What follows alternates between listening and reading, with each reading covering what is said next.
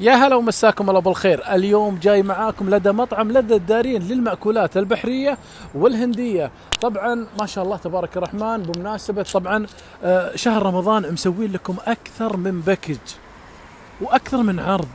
فلذة الدارين على الاسم لذة، فعلا لذة على المأكولات البحرية أو الهندية. موقعهم على طريق الملك عبد العزيز مقابل البنك العربي. بنشوف معاكم الحين عاد الباكجات اللي مقدمينها مطعم لذة الدارين. أول العروض المقدمة من مطعم لذة الدارين راح يكون إن شاء الله عندهم هالطبق أو الباكج اللي تشوفونه قدامكم. ما شاء الله تبارك الرحمن، 3 أنواع رز بالإضافة طبعا إلى سيباس مشوي والهامور المقلي وصحن سلطة وشوربة بحرية. طبعا راح تكون إن شاء الله من ضمن هالباكج هذا مع الصوصات اللي موجودة من لذة الدارين. هذا الباكج يا جماعة راح يكون إن شاء الله على 88 ريال فقط، تبيع بالمطعم أو تبيع عن طريق خدمة التوصيل.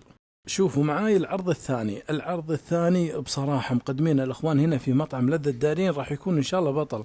سيباس مشوي، 3 أنواع رز بالإضافة طبعا إلى الربيان المقلي واثنين قباقب مع السلطة، شوربة بحرية والصوصات طبعا المنوعة. تخيل معاي الطبق هذا كامل في المطعم أو حتى لو تبي تطلبه راح يكون إن شاء الله على 59 ريال فقط لدى لذة الدارين. هذا العرض الثاني ب59 ريال والله يا أخوان.